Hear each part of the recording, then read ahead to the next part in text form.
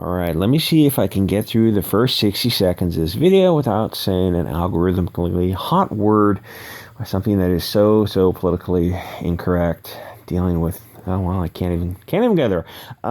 It's so hard to make these videos for YouTube. I don't know how people do it. I mean, I mean, to just avoid these hot words, and I just want to say them. I want to say so many words, and YouTube won't let me. Why, YouTube? Why are you doing this to me? So join the Discord and the Telegram if you want to keep in touch, or the Subscribe Star and the Coffee if you want to watch videos. Coffee and Subscribe Star have their own type of videos, or Odyssey and Bit Chute. Avoid the person in Discord who posts he's obsessed with Laverne Co., who's some kind of model or something. Kind of weird. So Hollywood has ruined a lot of things. It's so bad to the point where I can go back and I look at old movies and it's just like they suck the joy out of everything. So Ali Sheedy says she was uncomfortable with her Breakfast Club makeover. No, you weren't, Ali Sheedy. You're lying to us because you want attention and you're doing an interview and you're just saying anything that comes off the top of your head. I don't believe you. Now, here's the thing. It's hard to get mad at her because she did this interview and she's like 60, but she sounds so cute and adorable. She sounds like the character she played she's played a lot of different roles. But in Short Circuit, I don't know, I'm going this 80s kick lately. I'm remembering her in Short Circuit and in The Breakfast Club. I don't remember her other movies so much. But she played this like cute, quirky character. And it seems like that is kind of her presentation in real life, more so than the other roles she's played in. I don't know what other movies she's into. I wasn't so into those movies in the 80s. But they were huge. There was like a whole Rat Pack resurgence kind of from just in the 80s. It was like just in the period of the 80s. And as soon as you left the 80s, the environment changed into a different movie universe. But she came across as like just super adorable. So it's like in print, you look at the words and it comes off as weird because, you know, there's a lot of other stuff going on in Hollywood that people kind of turn a blind eye to. And it's like kind of, you know, first world problems, rearranging deck chairs on the Titanic to talk about a scene in a movie where you put a bow in your hair. Like, really? You're uncomfortable with that scene? Yeah, nobody believes that. But before I forget, I wanted to show this one little clip of, they're talking about all this kind of same stupid issues that are coming up with, I don't know, it's like hashtag Me Too that everyone seemed to forget about when all the, like, 80% of the guys who were being popped for Me Too were either left-wing politicians or openly like DNC Hollywood left-wing, very far left-wing donors to the DNC, that kind of thing. I was like, oh, we're getting the wrong guys in trouble, like Kevin Spacey and Epstein Weinstein type of stuff. It's like, these are cell phone owns. Maybe we should abandon hashtag Me Too. It's like, oh, but what about our principles about protecting women? Oh, screw them. It's like it was only designed to hopefully attack those right-wing Republicans are abusing women. It's like, no, it turns out it's the left-wing guys, Epstein, Weinstein types, who are abusing women the whole time. The calls were coming from inside the building. So people in Hollywood, they say the stupidest stuff because they don't get any feedback. They're talking about comic book characters, and it comes to the point you go, well, have you read the comics at all? Like, are you at all familiar with the comics? Oh, yeah, I leafed through a couple of episodes somebody gave me to kind of get in the head of characters. Like, so you see the character in the comic, and they're making a movie based on the comic, and you're not happy about the way the character is portrayed. Well, why are you taking the role? Oh, well, we're going to change everything about it. Well, then why are you calling it what you're calling it? It's like, oh, because we want name recognition. So it's not going to be like the original comic, but you're still going to have name recognition. And while simultaneously, you're also going to complain about showing too much of your body. So, what about all the other male actors who are doing shirtless scenes? Should they not? Should they be complaining about showing up? Oh, well, screw them. Yeah, that's kind of, we're pointing out some of this hypocrisy. First of all, these actors all vaguely talk about being sexualized in films, but then they seem a little light on providing actual details. You're like, why don't you name some names and we can get these Weinstein guys out of Hollywood? Oh, yeah, about that, naming names. Yeah, we're not gonna do that. Oh, we knew about Weinstein. We all knew about Weinstein. Oh, why don't you do something about it? It's a good question. Hey, look, shining object.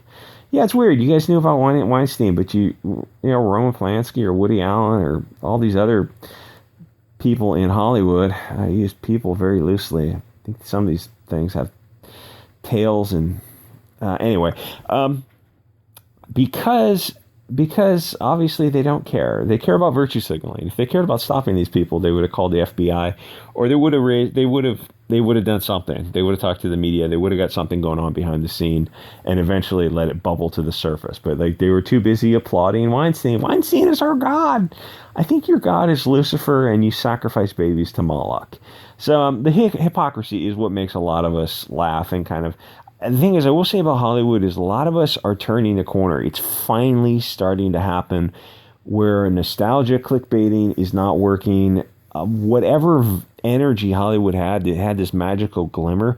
Trump's arrangement syndrome in 2016 started to nuke it, and the BLM stuff in 2020, kind of the final nail in the coffin. If you look back at the past 3 years, the movies that have come out during the combination of BLM and the Wu Flu stuff, all those movies, they just kind of misfire. Suicide Squad, Shang-Chi, the James Bond movie, the G.I. Joe movie, Snake Eyes, Black Widow, all these movies, you go, oh yeah, were they okay movies? Yeah, I guess they're okay. Do you want to rewatch them? No. Why? I don't know exactly. Just kind of Wonder Woman 84, it's like, oh, that was really long, and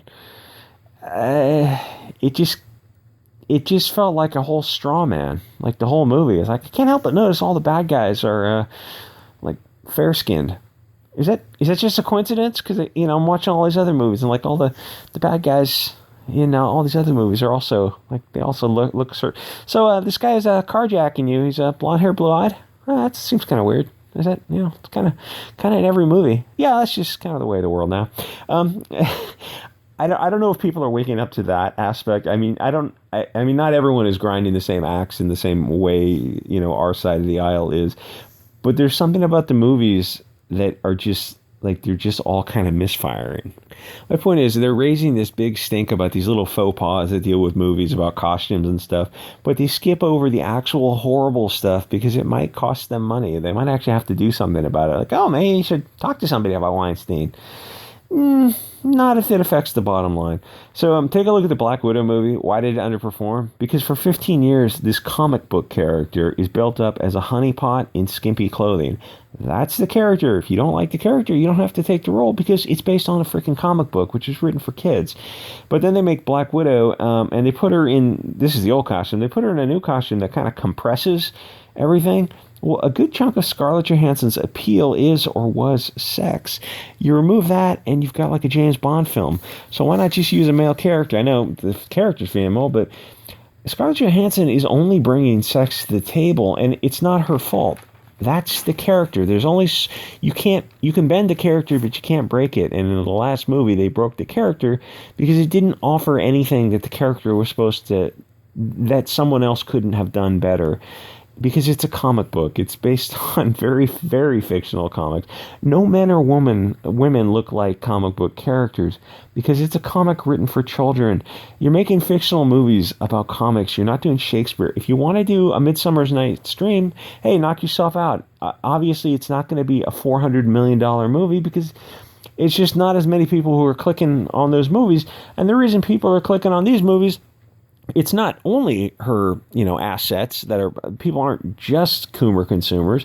It's not that. It's like that little lizard part of your brain. It's like the totality of the circumstances, why you click on a movie. It's like, well, attractive people doing cool things is a big part of a superhero movie, which is an action adventure type of film. So you're going to have a lot of really good looking people and cool sets, cool costumes doing, shooting space aliens down, that kind of thing.